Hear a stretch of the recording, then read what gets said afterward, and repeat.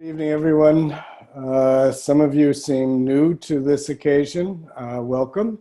Many of you I've seen many times before, and many of you I've set many retreats with and have been practicing together with for a long time. Sometimes it's hard to recognize this, those of you who have been introduced to our practice online, but the schedule at Empty Gate Zen Center is in some ways quite rigorous. We have retreats, either 1 day or a 3-day retreat once a month.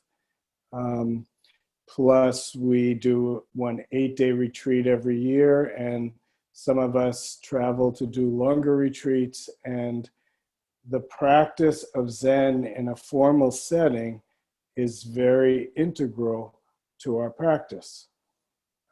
And the practice of Empty Gate Zen Center and the Quantum School of Zen is also quite broad. It means every moment of every day, a practice is here right now. Every moment is an opportunity to practice.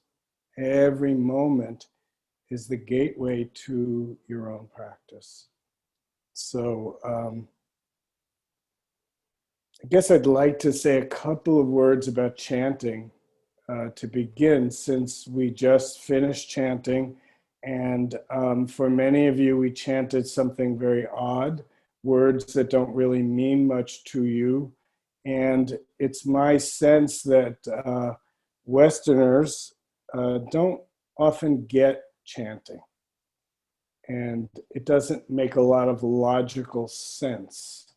And I know for myself, I've been doing this very same chanting. Our traditional chanting has 4 chants that we do most every day at the Zen Center. And then we include the morning bell chant on top of that in the mornings. So I've been doing these chants for 40-odd years. And I'm not sure about the date of it, but in my thoughts about it at least, I would say it took me about 8 or so years to warm up to chanting. I came to practice as a young man in my late 20s through Empty Gate and the Quantum School of Zen. I had been practicing even before that. So this idea of chanting seemed bizarre. And the fact that we were chanting in a language that didn't make any sense to me seemed quite, I don't know if maybe ancient and old-fashioned. I think I grew up, I had grandparents and their generation who came from Eastern Europe as immigrants to the United States. And growing up in the 1960s in the United States, that felt very old-fashioned and foreign to me. So when I came around to Zen practice and I was asked to chant, it just seemed bizarre and made no sense. But when I think about it now, I think that's the best part of chanting. It doesn't make any sense, at least to me, maybe to some of you it does. And it's a way to practice something that doesn't seem to have any meaning or reason. And I suppose I'll just talking about myself, meaning and reasoning. Reason has often been the driving force for what I choose to do. And what I have found is that being directed into doing things that don't make much sense has a value, because I have to suspend my own judgment. Probably the first few years I had to get over my aversion. But I was young enough that in the 4th chant that we do, which I think we might start doing on Wednesday nights, just to warn you, it's called the Great Dharani. And I, like most people, especially at the beginning, I was chanting with a chant book. And I noticed that maybe 3 or 4 times during the chant, we said the word shit. And that just gave me so much pleasure. So here it is 40 years later, and I still recognize it when it comes to the part where we say shit, I remember. So our minds are quite irrational, really. But we cling to rationality. So I think the beauty in chanting is that it gives us a chance to let go of our rationality. Because in some ways, rationality is important for our cultures and our human behavior, but sometimes I think it's a little bit overemphasized. And I suppose I have to admit, I grew up with a father who I saw as one of the most rational people I ever knew. And at the same time, it seemed like he was wrong quite a lot. So we think rationality leads to some correct outcome. Sometimes it does, sometimes it doesn't. If some of your steps along the way are off, it'll lead you in the wrong direction. So I guess without trying to explain it and tell you why you should like it, I'd like to encourage you to enter into it, do it, and witness how it is for you. So much of Zen practice gets reduced to witnessing our experience. It's really so simple. Just to be able to witness rather than being unconscious and following along without observation and witnessing. I don't know if Jason said it today, but many of you know that I'm also a psychotherapist. And when I was researching for my master's thesis, I came across something written by a Buddhist writer in Japan who said, philosophy is the study of human beings. Zen is the study of I. So when you embark in a Zen practice, you're actually embarking on a study of self.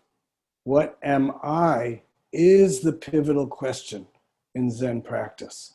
And it's not a question that we're looking for an answer to, as much as a question that opens us and allows us to observe things as they are.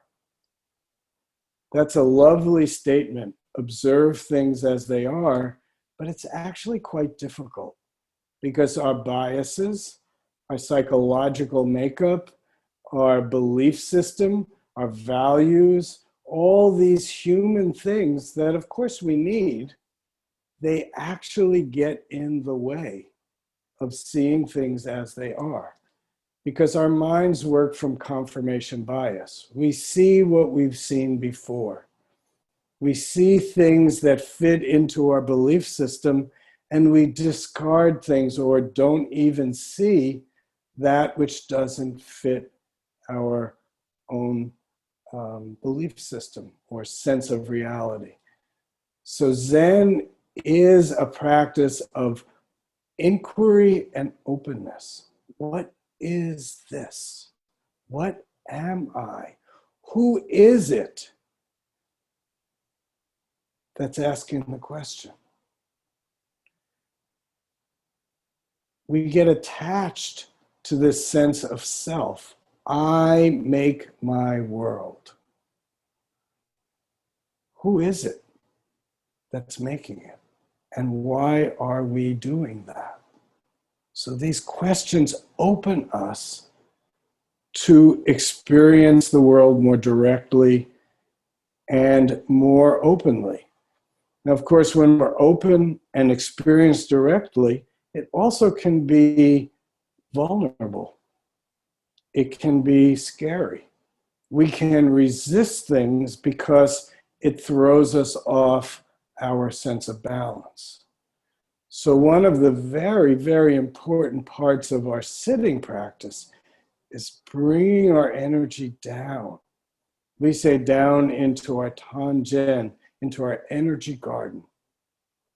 What we're doing is we're creating some stability and some balance for ourselves so that as we open, we can stay present. Usually when we open and if we're vulnerable and things come that frighten us, we shut down. We close it off for protection. So something very important in practice is building a strong foundation, being able to be with things that are uncomfortable, to be able to have the presence and the groundedness, to be with what feels uncomfortable, opens us, and it expands our sense of self. Theoretically, you can say that self is a creation of mind. So we can actually widen the view of self, or the sense of self. And at least hypothetically, and maybe we could say in the model of the Buddha, who is the archetype that we work with, the self gets so wide and so big that there are no separations, no boundaries. And the Buddha's enlightenment can be spoken about from the sense of, I and this universe become one, never separate. The separation happens in our minds. I am here, you are all there listening to this talk. That's our conventional way of experiencing reality. But can we widen it to see that all of us are connected? It's a little bit harder perhaps to see it on Zoom, but if we were all in a room together, we would all be impacted by each other. Everybody's energy is affecting everybody else. Just a simple way that you move your arm affects the people around you, often in subtle ways that we don't even recognize. So our practice is opening us to be able to perceive more directly, but also more subtly, to be able to be attuned to the subtle movements and the subtle cues that the world gives us. Just as I'm talking about this, it's reminding me of an experience when I was in graduate school. And the professor was going to show us a video. And in those days, we still had VCR machines. So we put in the tape, and he turned on the monitor that was going to show us the tape, and all he got was snow. And he got confused. He didn't know what to do. And since I usually like to sit in the back of the room, I screamed out from the back of the room, you have to rewind the tape. Because there was a split second where I saw the end of the credits, but it went by really quickly. So unless we're paying attention, we miss these cues that are actually all around us. So you don't have to think about this metaphysically, but as we attune our awareness to the world that we live in, we can be more perceptive and expand our sense of the world, and it can open us up to the suffering, to the needs of the world. So not only do we observe and perceive, but we can also interact. If I'm more attuned to what's happening around me, I can respond naturally in ways that can be helpful, or in the case of extreme vulnerability, in a way to protect myself. But it takes that awareness, that aliveness and presence. So in many ways, our practice is oriented towards that aliveness and presence. Oftentimes we think of it in terms of perfection. I need to become better, more perfect somehow. We have this archetype of the Buddha as a person who achieved perfection. And our job as students is to become more perfect like the Buddha. My sense, though, is that's a misunderstanding. And perhaps the Buddha was able to move towards perfection. But for us, we're moving towards more openness and more interconnectedness. And maybe that is the perfection. There are stories of the Buddha making mistakes. I mean, the Buddha ate tainted meat and it killed him. So try to hold that one when you think you're supposed to be perfect. One of my favorite stories about the Buddha is the fact that his aunt had to fight with him and argue with him and cajole him and convince him to allow women to join the Sangha. He thought it was a terrible idea. And I've read something where he said when he did agree to it, he said it would hasten the ending of the time of Buddhism in our world by about 500 years. In fact, perhaps he was right, but perhaps it actually will increase it for 500 years. Who knows? Who knows? We don't need to know everything. We just need to be present and responsive to what we perceive, feel, and experience around us. So our training is oriented towards that. It's not oriented towards perfection. It's not oriented towards self-improvement. It's oriented towards openness, towards awareness, and the ability to respond clearly and compassionately to the messages, to the cues that are given to us.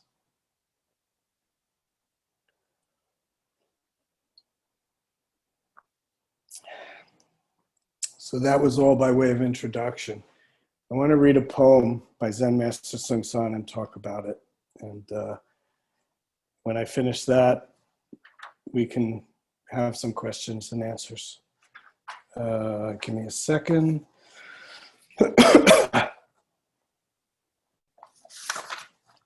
Yeah.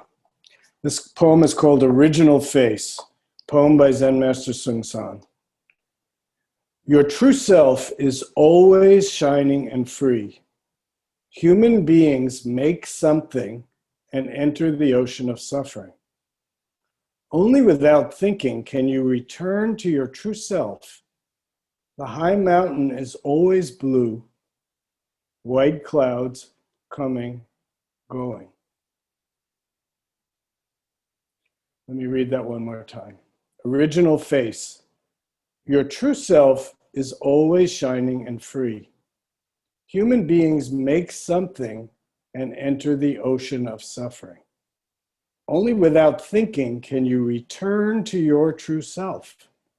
The high mountain is always blue, white clouds coming, going. And I think I'll read you his commentary on the poem. Follow speech, lose your life. Follow meaning, go to hell. Open your eyes. What do you see now? What do you hear now? Original face and truth already appear in front of you. Follow speech, follow meaning, you get lost. Use your eyes, use your ears, the world appears for you.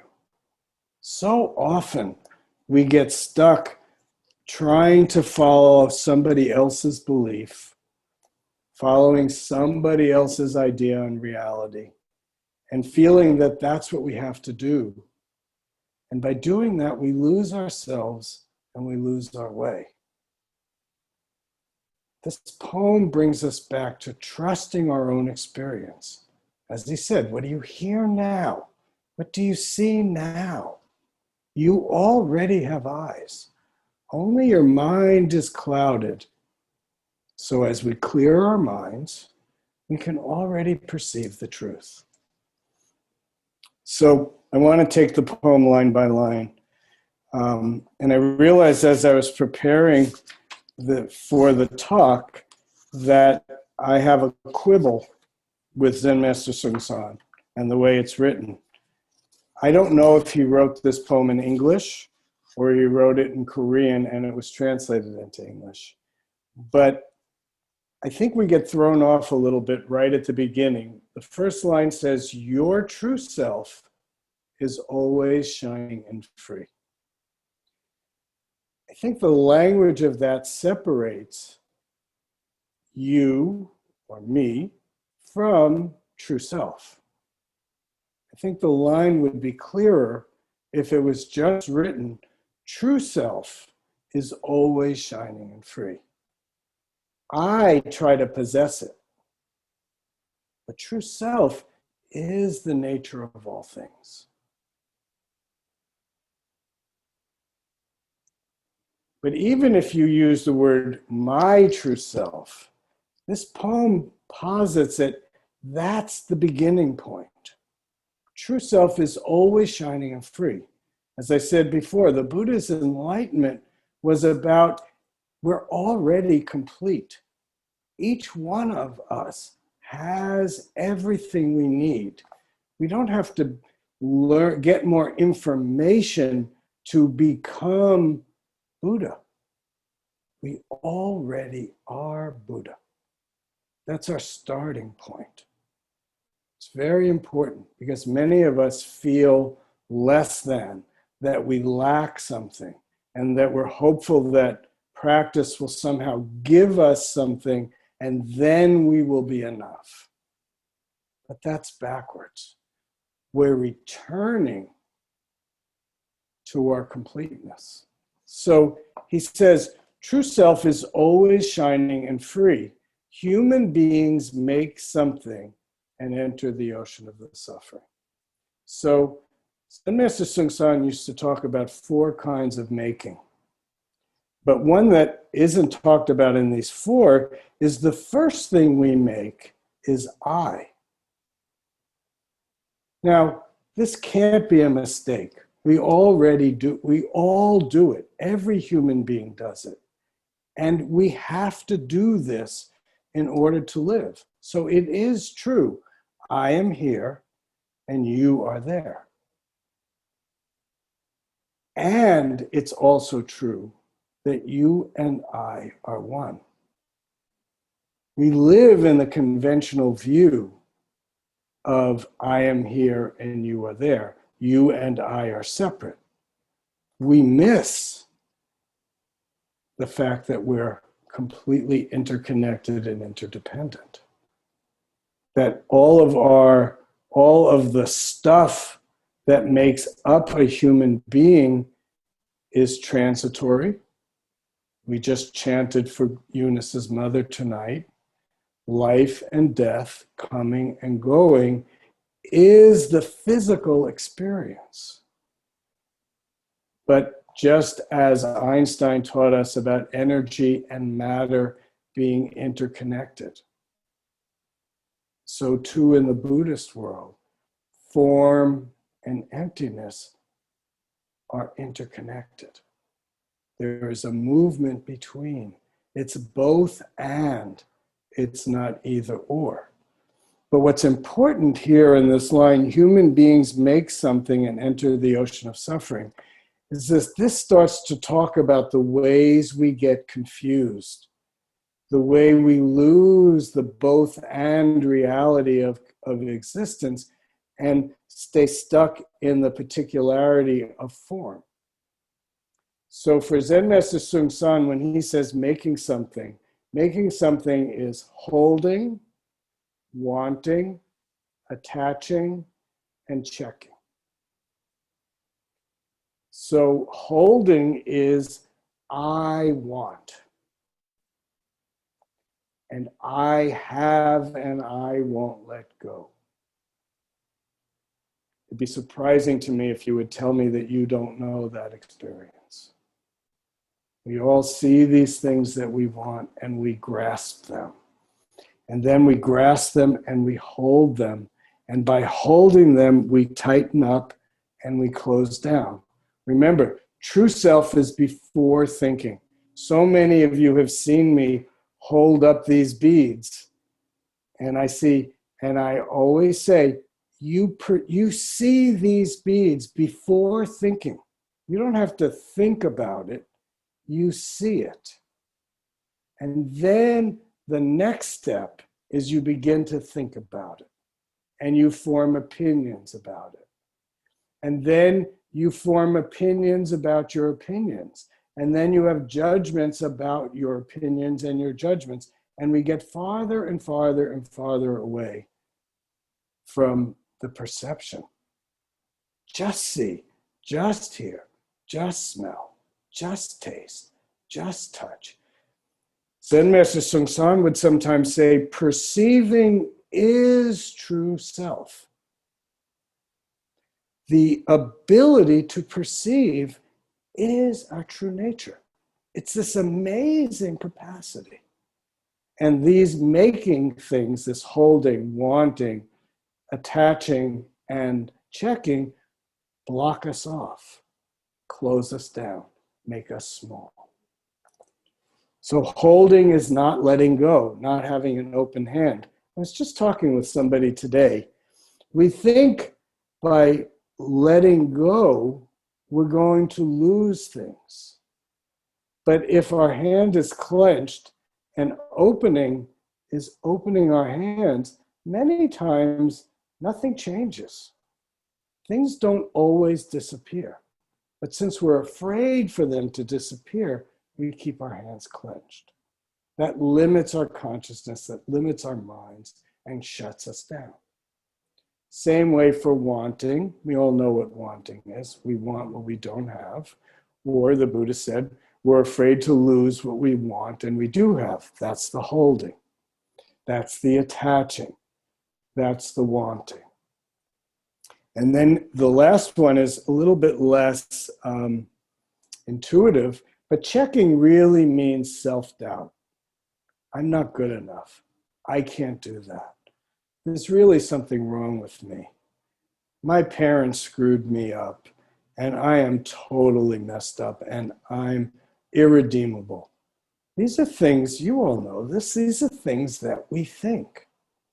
Each of us has our own kind of checking.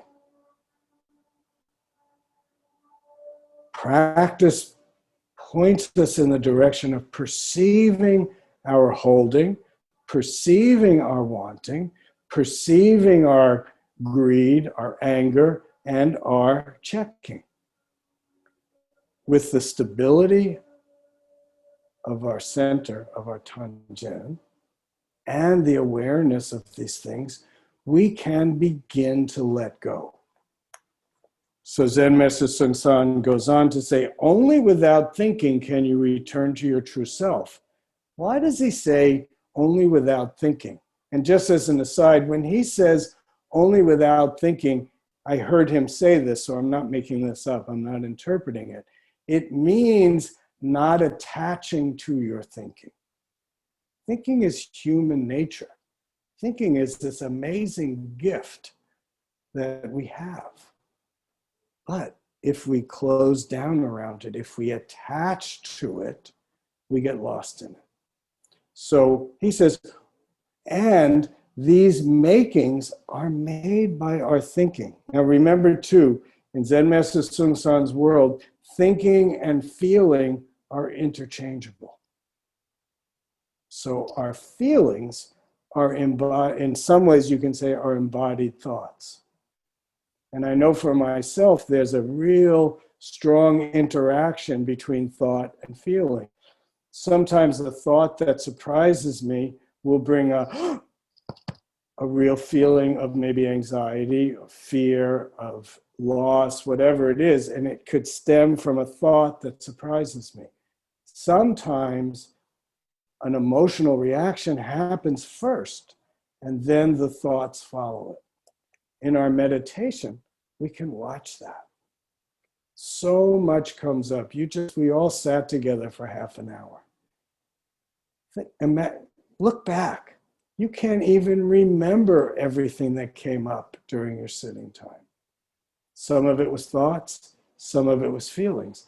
As we stay present in our meditation, we begin to learn about how our mind-heart operates. When we're not so surprised by things, we can work with them. Often it's the surprise that throws us off our center.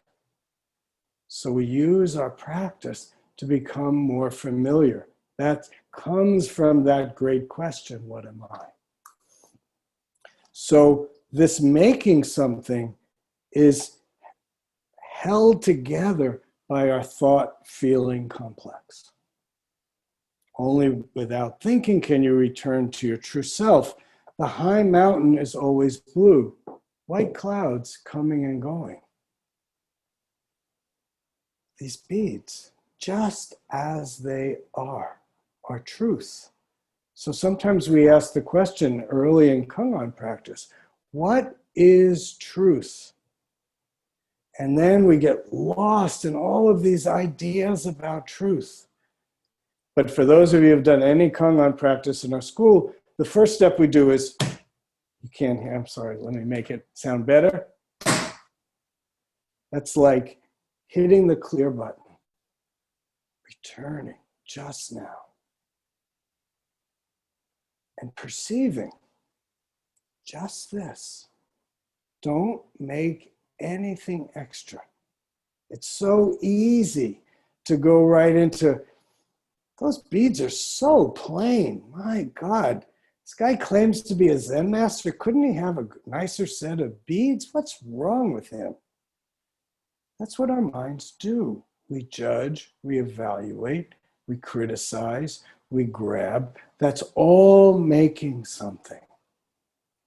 This point, hitting the clear button, before thinking, before judging, before making, before our attachments, we perceive. And it's an intuitive jump that happens from our practice. The ability to perceive and respond. Anybody who's done a lot of Kangan practice knows that experience where the teacher asks you a question, you hit, and suddenly something comes out of you that you didn't know about. You respond in a way that even you're surprised. There's a deep well of intuition and deep knowing that gets blocked by all the making of things that we do. And then very simply, the mountain is blue, water is flowing. Zen Master Bon Soeng would always say the wall is white, the floor is brown. One day he was giving a Dharma talk and he was saying, just like he always did, the wall is white. And I raised my little hand and I said, but you know, it's not really white. And you know, if you look at it, it's quite textured. And he would sometimes say, white, it's not white. White is a name you give it. But as he maybe not so gently pointed out, I was attaching to his words. So go back to his commentary where he says, follow speech, lose your life. So he said the wall is white. I said, no, it's not really white. I was just picking on his words. Actually, those words helped me see the wall. So I saw the nuance. I saw the depth and the complexity. It's all there for us, but we need to perceive it. The perception is happening. We need to clear away the barriers to be able to see what's already in front of our nose. Remember, we already have it. Each one of us already is it. And just to finish, maybe where we started when we started chanting. So Eunice's mother died today. Of course, it reminds me my mother died 10 months ago, 10 months and 1 week from tomorrow. Each one of us has a finite period of existence.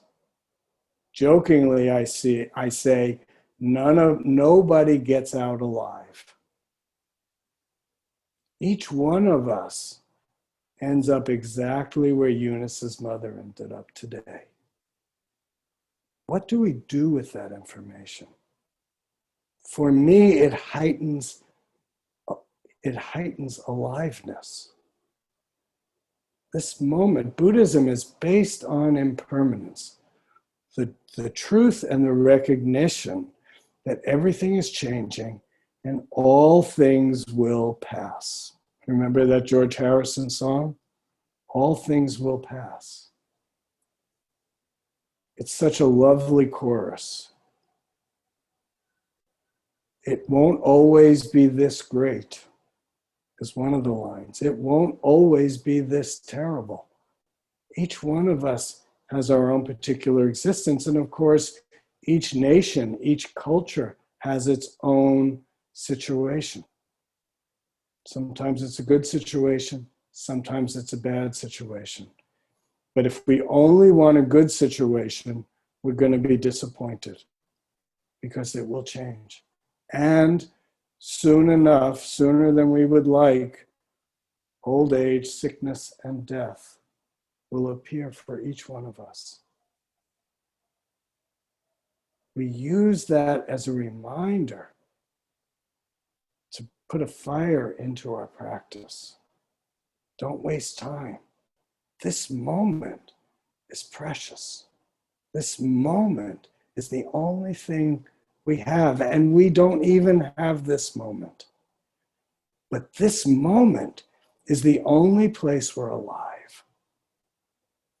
And in so many ways, I think aliveness is what we're talking about. Can we completely connect with this moment and burn ourselves up in this moment? Really, our life is a series of birth and death. If we can let this moment be complete and fully live this moment, that includes birth and death. And as the next moment appears, birth and ultimately death appear again. So take advantage of this moment. We have this amazing possibility to live fully, to open our hearts, to clear our minds, to provide some aid and comfort to all beings around us, and to allow our own Dharma energy to permeate this world. So please, you're here for a reason. Each one of us has our own reason. Do it. Take advantage of this moment. Practice and open. And give to this world what you have to give it. That's the gift that each one of us has, to become fully ourselves and to express it in the world. And if we can do that, then when we're on our final deathbed, there's the possibility to feel some sense of completion. Not to be so afraid, but to have a sense of a life well lived.